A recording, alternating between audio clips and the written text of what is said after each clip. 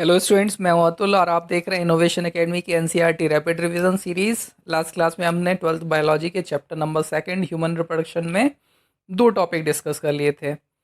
पिछले दो वीडियो में हमने दो टॉपिक डिस्कस किए थे, द मेल रिप्रोडक्टिव सिस्टम और द फीमेल रिप्रोडक्टिव सिस्टम। अगर वो दोनों वीडियो आपने नहीं देखे तो उनकी लिंक डिस्क्रिप्शन में आ जाएगी, आप वहाँ से दोनों वीडियो देखिएगा और फिर उसके बाद ये वीडियो कंटिन्यू करिएगा। चलिए, आज का हमारा जो टॉपिक है क्या है, गैमेटोजेनेसिस। गैमेटोजेनेसिस क्या होता है, इसका थोड़ा सा आइडिया तो हमको मेल फीमेल रिप्रोडक्टिव सिस्टम पढ़ते ही हो जाता है। और ये वो टॉपिक है जो इस चैप्टर का सबसे कोर टॉपिक है, सबसे इंपॉर्टेंट टॉपिक है गैमेटोजेनेसिस, क्योंकि इसमें स्पर्म का स्ट्रक्चर भी आ जाएगा। ओवरी के अंदर जो oogenesis की प्रोसेस है वो बहुत इंपॉर्टेंट है, वो भी आ जाएगी। प्राइमरी सेक्स ऑर्गन क्या होता है, रिवाइज करते हैं, वो ऑर्गन जिसके अंदर गैमेट का फॉर्मेशन होगा और मेल फीमेल जो भी सिस्टम है उसके अकॉर्डिंग मेन सेक्स हार्मोन का सीक्रेशन जो ऑर्गन करेगा उसको हम क्या कहेंगे, उसको हम कहेंगे गोनेट्स या फिर प्राइमरी सेक्स ऑर्गन। ठीक है, ये एक्चुअल में ग्लैंड्स भी होते हैं। क्यों? क्योंकि ये हार्मोन का सीक्रेशन भी कर रहे होते हैं और गैमेट का फॉर्मेशन भी कर रहे होते हैं। चलिए, तो आज का हमारा जो मेन टॉपिक है उस पर आ जाते हैं, और वो टॉपिक क्या है, गैमेटोजेनेसिस। गैमेटोजेनेसिस सिंपल सी प्रोसेस है जिसमें मेल और फीमेल दोनों गैमेट का फॉर्मेशन होगा, मेल फीमेल दोनों अलग अलग के अंदर। और गैमेटोजेनेसिस क्या होता है, जो प्राइमरी सेक्स ऑर्गन होते हैं, प्राइमरी सेक्स ऑर्गन टेस्टिस और ओवरी होते हैं। मेल में टेस्टिस, फीमेल में ओवरी। दोनों के अंदर किसका फॉर्मेशन, गैमेट का फॉर्मेशन। मेल के अंदर टेस्टिस में स्पर्म का फॉर्मेशन, फीमेल में ओवरी में ओवम का फॉर्मेशन। इन दोनों प्रोसेस को हम एक साथ क्या बोलेंगे, गैमेटोजेनेसिस। गैमेट का फॉर्मेशन, गैमेटोजेनेसिस। और टेस्टिस में जो इमेच्योर जर्म सेल होती है वो क्या प्रोड्यूस करती है, स्पर्मेटोगोनिया प्रोड्यूस करती है, स्पर्म का प्रोडक्शन करती है। इसी तरीके से ओवरी के अंदर जो ऊगोनिया होती है वो किसका फॉर्मेशन करती है, ओवम का फॉर्मेशन। खैर, oogenesis की बात हम बाद में करेंगे, पहले हम बात करेंगे स्पर्मेटोजेनेसिस की। The process of formation of sperm in seminiferous tubules of sperm is called spermatogenesis.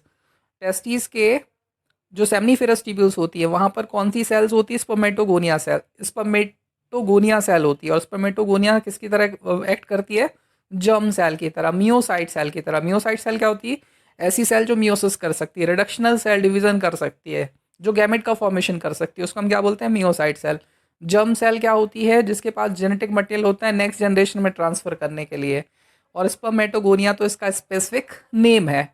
तो स्पर्मेटोगोनिया कहाँ प्रेजेंट होती है, सेमनीफेरस ट्यूब्यूल्स की जो वॉल होती है उसके पेरीफेरी पे प्रेजेंट होती है, और वहाँ पे ये अपना नंबर बढ़ाती रहती है, माइटोटिक डिवीजन करती है, डिप्लॉयड होती है। नंबर ऑफ क्रोमोसोम कितने होते हैं, 46 होते हैं। ठीक है, ये माइटोटिक डिवीजन करेगी और अपना नंबर बढ़ाती रहेगी। ठीक है, जो माइटोटिक डिवीजन से जो स्ट्रक्चर्स बनेगा उसको हम क्या बोलेंगे, प्राइमरी स्पर्मेटोसाइट।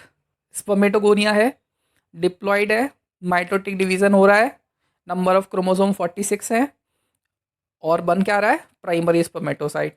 प्राइमरी स्पर्मेटोसाइट आगे जाके ग्रोथ करता है और फिर क्या करता है, मियोसिस करता है। ठीक है, मियोसिस करेगा और क्या फॉर्म करेगा, सेकेंडरी स्पर्मेटोसाइट, है ना। एक सेल है प्राइमरी स्पर्मेटोसाइट, उसने क्या कर दिया, डिवीजन किया और क्या बना लिया, दो इक्वल हैप्लॉइड सेल का फॉर्मेशन किया। इनको इनको नाम क्या दिया, सेकेंडरी स्पर्मेटोसाइट। सेकेंडरी स्पर्मेटोसाइट बन गया। अभी secondary spermatocyte haploid structure, number of chromosome कितने होंगे, 23 होंगे।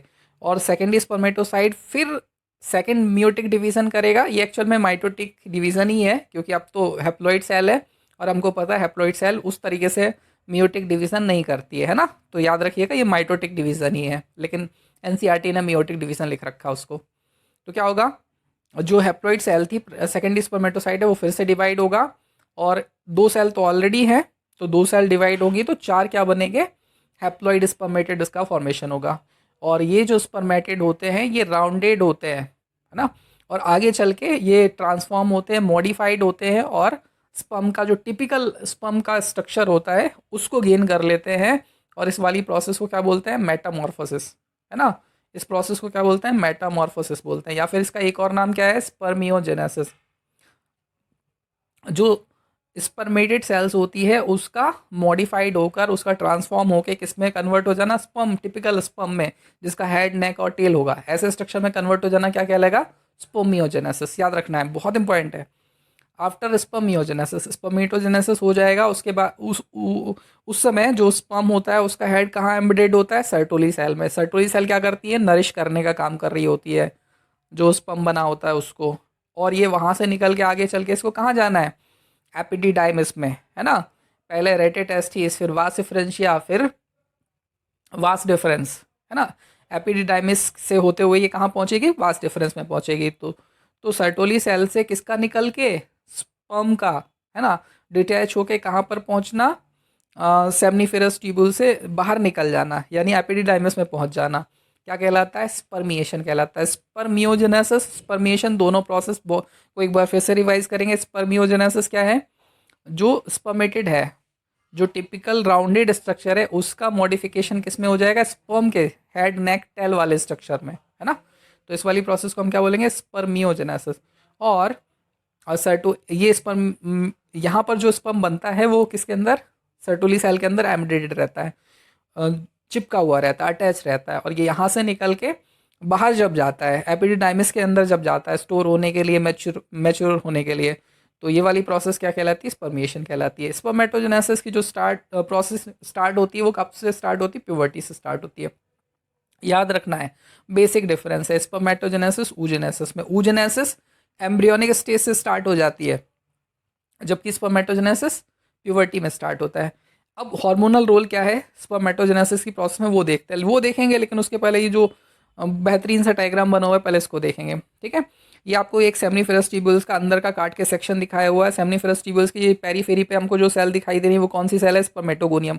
स्पर्मेटोगोनियम डिवाइड होकर माइटोटिक डिवीजन करके क्या कर रही है, प्राइमरी स्पर्मेटोसाइट बना रही है। प्राइमरी स्पर्मेटोसाइट फिर मियोटिक डिवीजन करके सेकेंडरी स्पर्मेटोसाइट बना रही है। सेकेंडरी स्पर्मेटोसाइट आगे चल के स्पर्मेटेड, और स्पर्मेटेड फाइनली कन्वर्ट हो रही है किसमें, स्पर्मेटोजोआ या फिर स्पर्म में कन्वर्ट हो जा रही। तो सेंटर की तरफ अगर आप देखेंगे सेमनीफेरस ट्यूब्यूल्स के, तो आपको स्पर्म दिखाई देंगे जो किस पे एम्बेडेड है, जो किस पे एम्बेडेड है, सर्टोली सेल पर एम्बेडेड है। सर्टोली सेल वहाँ पे उनको नरिश करने का काम कर रही है। और पेरीफेरी की तरफ आएंगे तो आपको क्या दिखाई देगा, स्पर्मेटोगोनिया दिखाई देगा। तो ये इंटरेस्टिंग सी प्रोसेस, इंटरेस्टिंग से बेहतरीन से डायग्राम से हमने समझ लिया। चलिए अब हम देखते हैं हार्मोनल रोल।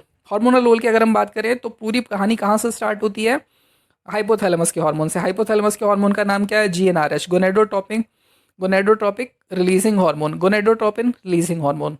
ये हार्मोन निकलता है हाइपोथैलेमस से। हाइपोथैलेमस से निकल के ये किसके, किन किन दो हार्मोन निकलने के लिए पिट्यूटरी ग्लैंड को स्टिमुलेट करता है, स्टिमुलेट करता है पिट्यूटरी ग्लैंड के दो हार्मोन को। नाम क्या है दोनों हार्मोन का, एक का नाम है LH, दूसरे का नाम है FSH। LH बोले तो ल्यूटिनाइजिंग हार्मोन, FSH बोले तो follicle stimulating hormone. LH hormone जो है वो किसको जाके एक्ट करता है, लेडिंग सेल को स्टिमुलेट करता है सीक्रेशन ऑफ एंडोजेंस को। कॉन्सेंट्रेटेड फॉर्म में जो टेस्टोस्टेरोन होता है उसी को हम क्या कहते हैं, एंडोजेंस कहते हैं, ठीक है। तो एंडोजेंस मेल सेक्स हार्मोन के सीक्रेशन को स्टिमुलेट करता है, एक्ट करता है।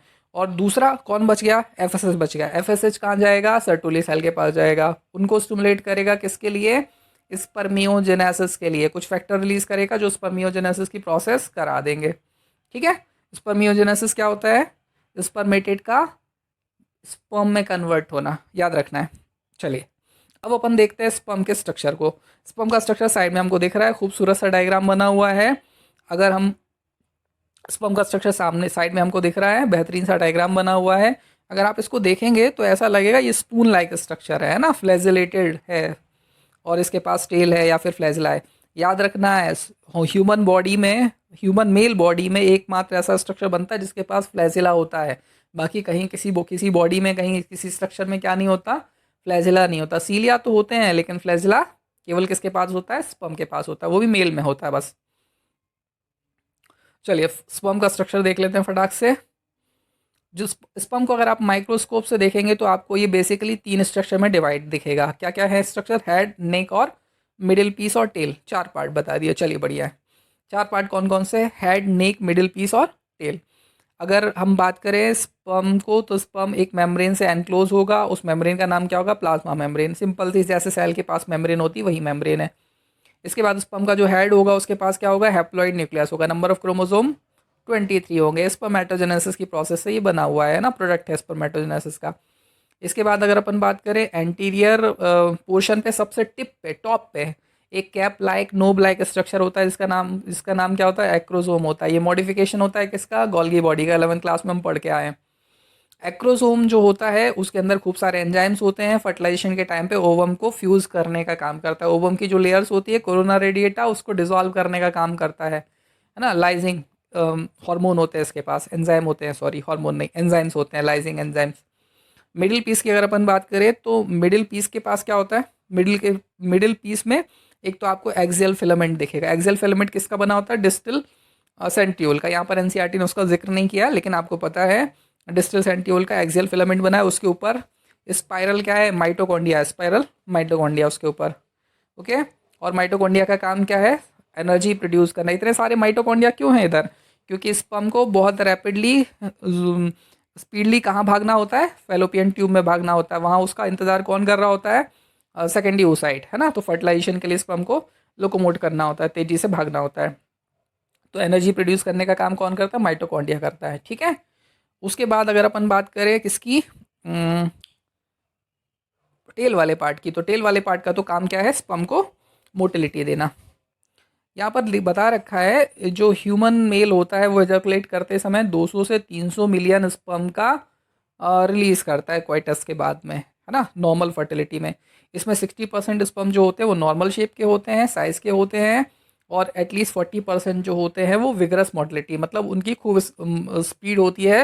वो एक फिक्स टाइम में कहाँ पहुँच जाते हैं, फेलोपियन ट्यूब में पहुँच जाते हैं। चलिए, ये हमने बात करी स्पर्म की। स्पर्म का जो स्ट्रक्चर दिख रहा है, सारी चीज़ें ऑलमोस्ट हमने डिस्कस कर लिए।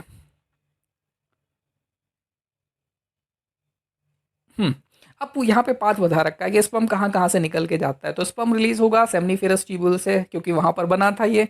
उसके बाद ट्रांसपोर्ट होगा एसेसरी डक्ट से, सीक्रेशन ऑफ एपिडिडाइमिस। एपिडिडाइमिस का जो सीक्रेशन होगा वास्ट डिफरेंस से निकलेगा। फिर ये सेमनी वेसिकल, सेमिनल वेसिकल तो सेमिनल प्लाज्मा का फॉर्मेशन करता है, जो काफ़ी मेन कंटेंट होता है किसका, सीमेन का, है ना। स्पर्म जिस फ्लूइड के अंदर बॉडी से निकलते हैं उसको हम क्या बोलते हैं, सीमन कहते हैं, है ना। And prostate are essential for maturation and motility of sperm. याद रखना है, प्रोस्टेट का सीक्रेशन और सेमिनल प्लाज्मा का सीक्रेशन स्पर्म के मैचुरेशन और मोटिलिटी के लिए रिस्पॉन्सिबल होता है। Seminal plasma along with the sperm constitute the semen. Seminal plasma और बाकी सारे जो ग्लैंड्स होते हैं उनके फ्लूइड के साथ स्पर्म को क्या कहते हैं, सीमेन कहते हैं। The function of male accessory duct and glands are maintain by the testicular hormones androgens. ठीक है, तो बाकी जो ग्लैंड्स होती है उनका काम क्या होता है, टेस्टिकुलर हार्मोन एंड्रोजन को क्या करना, मेंटेन करना बॉडी में। चलिए बच्चों, फिर ये वीडियो थोड़ा सा लेंदी हो रहा है, तो oogenesis की प्रोसेस हम नेक्स्ट वीडियो में डिस्कस कर लेंगे, और मेंस्ट्रुएशन के साथ उसको पढ़ लेंगे, है ना। तो तब तक के लिए आप लोग देखते रहिएगा, और अगर आपको ये वीडियो अच्छे लग रहे हैं तो फिर लाइक करिए, शेयर करिए और सब्सक्राइब करिए। चलिए, मिलते हैं फिर नेक्स्ट वीडियो में, तब तक के लिए गुड बाय।